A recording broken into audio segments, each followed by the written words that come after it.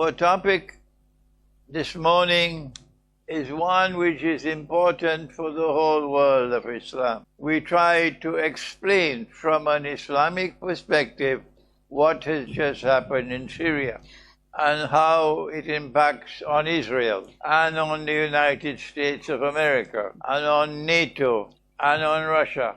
And the topic is entitled Israel's Puppy Dogs.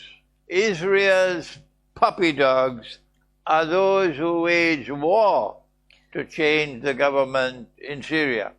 Whether they knew it or they don't, they were fighting Israel's war for Israel. And their victory is Israel's victory. And so they are Israel's puppy dog. And I want to begin with the Quran, because there is absolute truth in the Quran. And our critics cannot refute the Quran.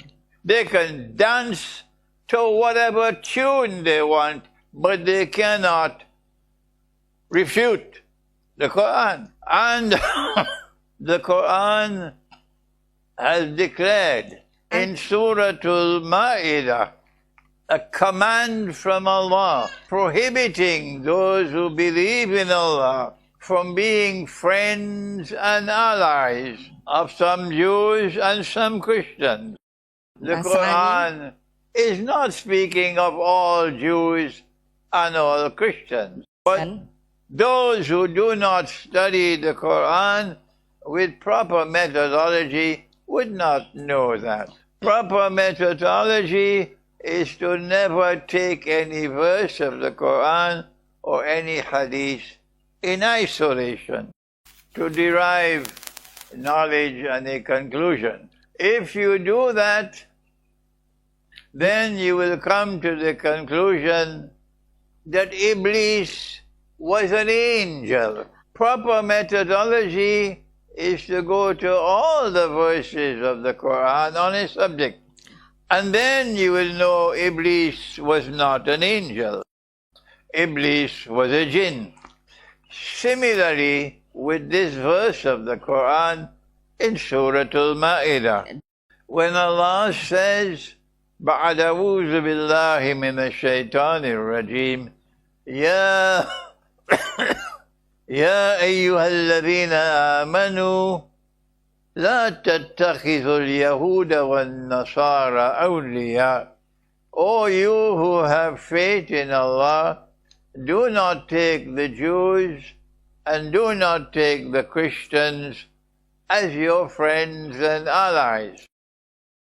Those who follow the wrong methodology will take this verse in isolation, and in the same way that they will conclude Iblis is an angel, and that is false, so too will they conclude that Allah is saying, don't take all Jews and don't take all Christians as your friends and allies. And that is false. Where is the proof that it is false? The proof is when you go to the whole Quran and you get all the verses of the Quran on the subject, you can see that it is false. The Quran says, so if a Christian is eating food which is halal for him, food is halal for us, our food is halal for them, and he invites me to have a meal with him, and we sit down and we have makan together, masakan padang, then I can say to him, thank you for the food. Allah allows me to eat your food. But you cannot be my friend, because Allah has prohibited that. That is a PhD in nonsense. Or Allah says about the Ahlul Kitab that I can marry their women. So I marry a Christian woman and I say to her, my dearest wife, I love you. But you cannot be my friend because Allah has prohibited that. It's a PhD in nonsense. And Allah has said in the Quran that there will be a Christian people who will be closest in love and affection to us at that time when the Jews are most hostile to us. And these are a Christian people who eventually will accept the Quran as the word of God. So in Bosnia, in the Balkans, a Christian says to a Muslim, "We have love and affection for you." But the Muslim says to the Christian, "Tabule, tabule, you cannot be my friend, even though you love me." Because Allah has said that I must not take you as my friend. And that is a PhD in nonsense. So then, when Allah says, "La tattakhizu al-Yahuda wal-Nasara awliya," do not take the Jews and do not take the Christians as your friends and allies. Allah could not be speaking of all Jews and all Christians. If he is speaking of all Jews and all Christians, then there will be contradiction in the Quran. There are those who will listen to me and now understand and accept, but there are others who are hopeless, and we don't want to waste our time with hopeless people. I have to drink some ginger for the cough.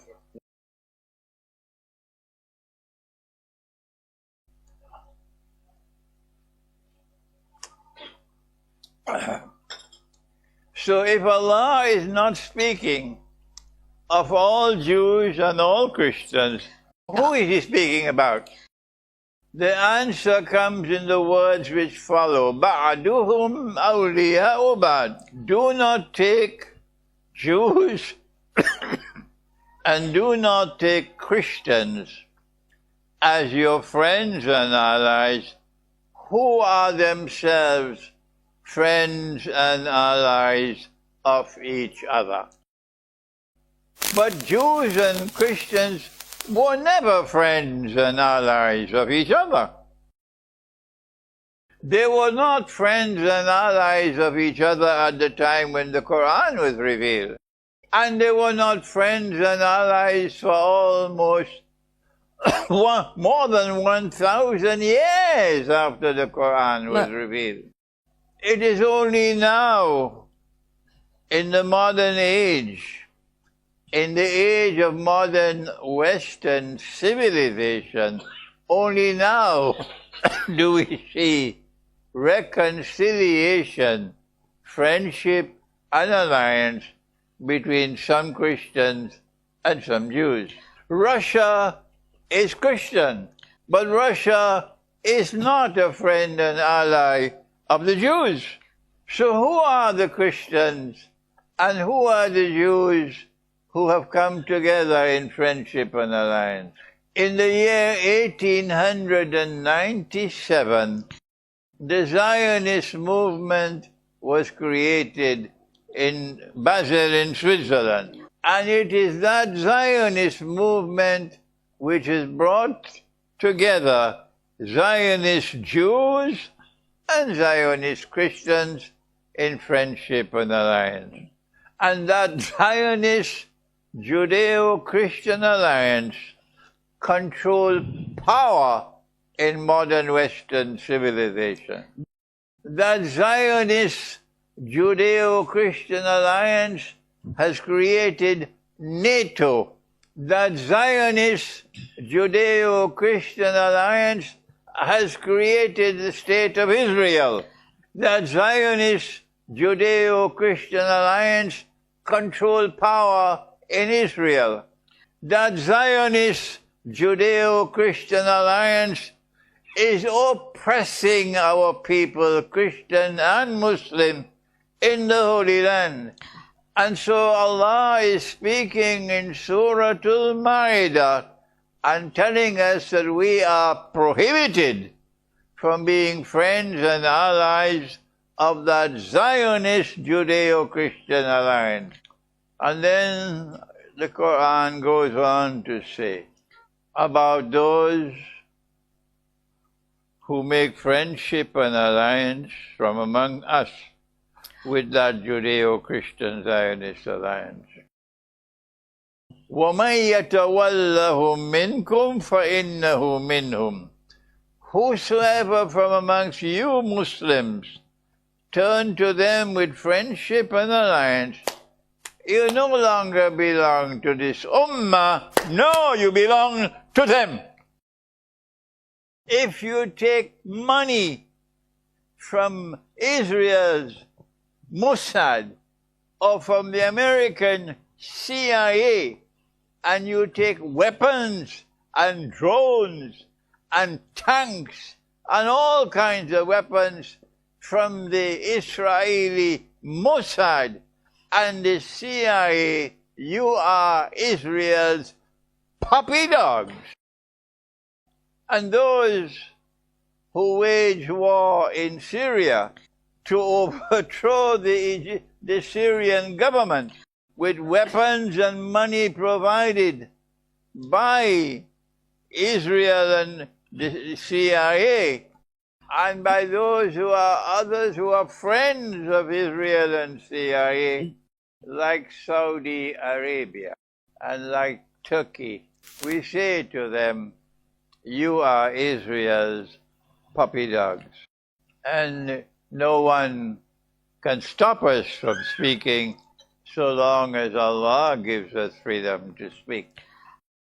And when we no longer have the freedom to speak, then we must make hijrah. Allah's earth is wide, and we must look for what part of Allah's earth we can find where we will have the freedom to speak. And on that day when I no longer have the freedom to speak, I will go to Russia, because I know I will have the freedom to speak in Russia. And then the verse of the Quran concludes that Allah will not give guidance to a wicked people. So this is the first thing we want to say about what has happened in Syria. That Israel's puppy dogs took weapons and money and got training, military training, and then waited until Israel gave the green light. And Israel then said to your puppy dogs, now this is the time to fight. And then Israel's puppy dogs began to wag their tails with happiness, because they have nothing in their head except peanuts. And then they wage Israel's war for Israel, while our people, who are no longer people who think and who have a status of sheep and cattle, believe that these are Islamic jihadists waging jihad. And when the government fell in Syria, the sheep and the cattle started to dance. But we are not sheep and cattle. We have a capacity to think, and we have a capacity to understand what happened. Why did Israel give the green light? Go ahead, my puppy dogs, go fight at this time. Why at this time? Answer, there are two reasons why they waged their bogus jihad at this time. Number one, because of an election in the United States of America with the upset victory of Donald Trump. Number two, because Donald Trump is going to be assuming power as president on January 20th. Until January 20th, Biden is still president. And when Trump becomes president, Trump declares, I want the war in Ukraine to stop. Trump says, I can stop that war in 24 hours. The only way he can stop the war in 24 hours is if he forces Ukraine to come to the negotiating table and to enter into negotiations to end the war. But once there are negotiations to end the war will end with victory for Russia and defeat for Ukraine. Victory for Russia and defeat for Ukraine is victory for Russia and defeat for the West. So Israel gave the green light at this time, with the hope that Russia and Iran would be forced to enter the war in order to save the Syrian government. And if Russia and Iran had entered the war to save the Syrian government, then Israel and NATO would have also entered. And that would have saved Ukraine from defeat. So this is the reason why the attack was launched at this time. It's called the last window of opportunity. But Russia and Iran refused to take the bait, wisely so, with wisdom. And when Russia and Iran refused to enter the war to save the Syrian government, then the Syrian government and the Syrian army decided we cannot fight Israel and NATO unless we have Iran and Russia fighting with us. So the Syrian government and the Syrian armed forces decided, sensibly so, it makes no sense to continue fighting a war which we know we will lose. So to save lives and bloodshed, the Syrian army decided it's better not to fight anymore, and the Syrian government decided not to resist anymore. And that is the primary reason why the bogus jihad succeeded. And Donald Trump was very angry.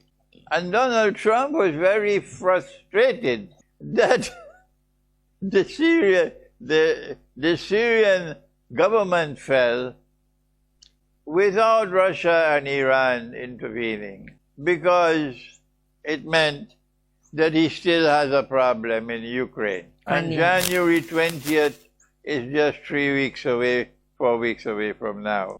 But Biden is very happy because he wants to leave the presidency with a victory. So Biden is saying we are responsible for the collapse of the Syrian government because these are our puppy dogs. And Israel is very happy with the fall of the Syrian government because Israel knows that these people who wage jihad, so-called jihad, they are our puppy dogs. This is not all the explanation of what happened. There is much more to be involved in an explanation and analysis, much more. But this is the basic and most important part of the analysis. And there are those of our critics who will bend their heads in submission to truth in the Quran.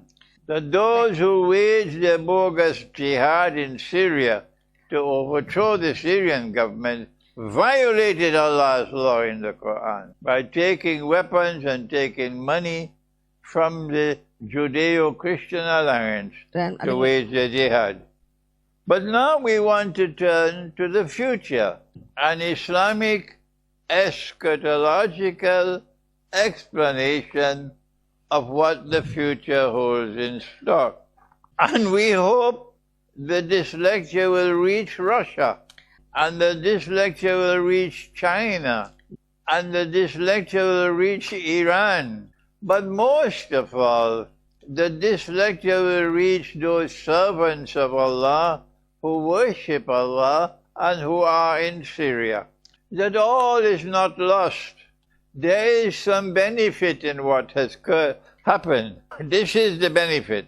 That while Bashar al-Assad and his government must be commended and congratulated for having resisted Israel and resisted Israeli oppression, like Gaddafi did in Libya, as Saddam Hussein did in Iraq, as the Houthis are doing in Yemen, while Bashar al-Assad's government was resisting Israel, and this must be commended. And history must record that Bashar al-Assad resisted Israel. And we commend him for that. And tell the puppy dogs, shut up. You don't talk for this ummah. You do not talk for this ummah. We have more credentials to talk for this ummah than you. And we commend Bashar al-Assad's government as we commend Muammar Gaddafi in Libya. We commend Iran because these are those who resisted Israeli oppression and not Saudi Arabia, which is a client of the West, and not that cunning snake in Turkey, which plays both sides. Turkey is a member of NATO. Turkey has diplomatic ties and trade relations with Israel. And Turkey is throwing dust in our eyes that Turkey is a great Islamic state. It is not the United States alone that is celebrating now. It is not Israel alone that is celebrating now. But the cunning snake in Turkey is also celebrating. What is the future which now stands before us? The future is that we recognize that the Syrian government, despite the fact that it was resisting Israel, was not a government which represented the Syrian people. The government of Bashar al-Assad, even while we commend it for resisting Israel, we recognize that it was not a government that represented the Syrian people. This Syrian government, which was started from Bashar's father, Hafiz al-Assad, which has lasted for about 35 years, had no credentials in Islam. It was a government established by a sectarian movement called the Alawi. And the information which we have received is that they are people who worship Ali radiallahu ta'ala. They are called Alawi because they worship Ali radiallahu ta'ala. Because they were an Alawi government and they were resisted by others who were not Alawi, and they had to oppress such people, we now declare that it is a positive development that the Alawi are gone. And Tidak ada lagi, tidak berkuasa lagi. They will never come back. And so the positive thing from what has happened in Syria is that the authentic Islamic resistance can now emerge. And so what the future holds in store is civil war in Syria. It's only a matter of time when the authentic Islamic resistance will begin the struggle to wage war on Israel's. We know that they will not succeed at this time because our Prophet has said, and I believe that this will take place after the Great War, the nuclear war which is coming, that a Khalifa, meaning a ruler, will die. And I believe it's a Saudi king. And there will be disagreement concerning succession. And then a man will come out of Medina and hurry to Mecca and proclaim in Mecca at the Kaaba that he is the Imam al-Mahdi. He will not be Indonesian. No, he's an Arab. And he is from the family of the Prophet. And when he proclaims himself to be the Mahdi, then an army will leave Damascus to come down to attack him. And now we can recognize that that army will be comprised of Israel's puppy dogs. So these jihadists who have taken over Syria will continue to control power until that time when they will leave Damascus to come down to Medina to attack the Imam. The Imam will be in Mecca. And when they are past Medina and they are way to Mecca, Jalan our mau ke Mekah. prophet said that the earth will open and swallow that army. So goodbye to Israel, puppy dogs. Wherever you are in the world and you're listening to this lecture, remember that at that moment, when the earth will open and swallow that army, will be goodbye to Israel's puppy dogs. I want to stop now, otherwise this lecture will continue until Maghrib. This is enough for you on this lovely morning, mashallah, in Jember, to understand what has happened in Syria using the Quran. I want Russia and China to understand that both Russia and China must turn to Islamic eschatology to understand what happened in Syria and what lies ahead. And I pray that from Indonesia we may get some scholars who will emerge and teach the Indonesian people Islamic eschatology or ilmu akhir zaman, yes. Okay, now if you have any questions, we'll be happy to answer. Okay, thank you, Sheikh. My name is Muhammad Taufik from Bekasi or Jawa Barat, West Java. I think Indonesian eschatological view, like many eschatology students on Indonesia, they are do not know that Indonesian have a puppy dogs factory, I think. And yes, you are right, Sheikh. We have some eschatology student in here. We conscious about the fact on Indonesian. So give me some advice from Indonesian people. Yeah, do not don't be a puppy dogs in Indonesian. For Indonesian. Thank you, sir.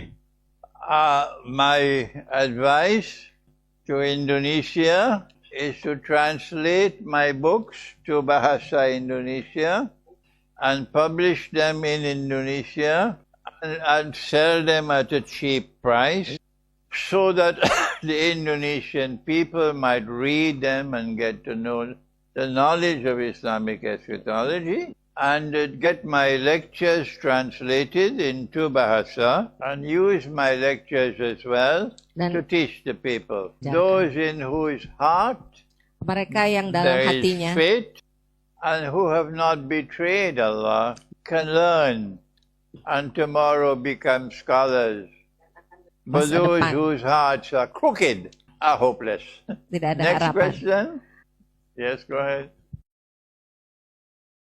Thank you. Bismillah. My name is Fajril. I'm from Makassar. So Makassar. South Sulawesi. It's okay. So it's an honor for me to have this opportunity to talk, to give a question to the Sheikh. I kind of beginner of learning about eschatology. So I want to jump into your early talk. You said that there are Christians, and there are Christians that can also go to heaven, but there are also wicked Christians that cannot go to heaven. So it's kind of like my fundamental questions that I always ask for a long time, because I find it's contradictory to what I believe or what we Islam believe. For all I know, that for all I know, that is Allah, the only religion that Allah allowed to go to heaven is only Islam. And correct me if I'm wrong, I want to quote one verse of the Quran, Surah Al-Bayyinah, 98, verse number 6. So correct me if I'm wrong, just I might make ignorance or limited knowledge. So Innal ladzina kafaru min akhlil kitabi wal musyrikin fi nari jahannam khalidina fiha ulaika hum syarrul bariyah. So verily those who are kafir among ahli kitab or people of book and polytheists or those who do mushrik, right? They will abide therein, and they are the words of the creators. So I find this this verse that contradicted to what you say that Christian can also do. I was here in Jember in the month of August. Were you here? Did you come? No, you're not. You have to listen to the lectures I gave in August while I was here, which explained the subject to you. But you can also read my new book entitled The Quran and Russia's Destiny. If you send me an email, I will send the book to you. It's not going on the internet yet. I will send the book to you, but don't give it to others. Next question? Yeah. No more questions? Time for makan. Okay, Bismillah. Thank you, Sheikh. My name is Muhammad Hasin from Madura Islands. In the end time, many evil will appear goodness, including Jihad movement in some Muslim countries. My question, how we can identification of true jihad and false jihad, of what the criteria of them. Thank you. Okay, how do we distinguish between a bogus jihad and a valid jihad at this time? Simple. Go to this verse of the Quran in Surah Al-Ma'idah. And if a jihad is being supported by the West, by the CIA, by the Mossad, by Saudi Arabia, and by NATO's puppy dog Turkey, if they are getting their weapons and the money from them, it's a bogus jihad. But when it is an authentic Islamic resistance, then it will pose a threat to Israel. And Israel will do everything to try to destroy it. That is an authentic jihad. Problem we have amongst our people who love Islam and who want to fight for Islam is that they all like Afghanistan. Afghanistan knows how to fight, but Afghanistan doesn't have knowledge. Afghanistan knows how to fight, but Afghanistan doesn't have the knowledge. The knowledge that you need to understand the world today, to understand its politics, to understand its economics, to understand money and the banking system. This is not taught in your Darul Ulum. So the Ustad and the Sheikh and the Maulana doesn't have knowledge. So although they can fight, they can also be taken for a ride. This happened in Gaza on October 7th last year, when our people, Palestinians, were taken for a ride. They believed that they were right in attacking Israel.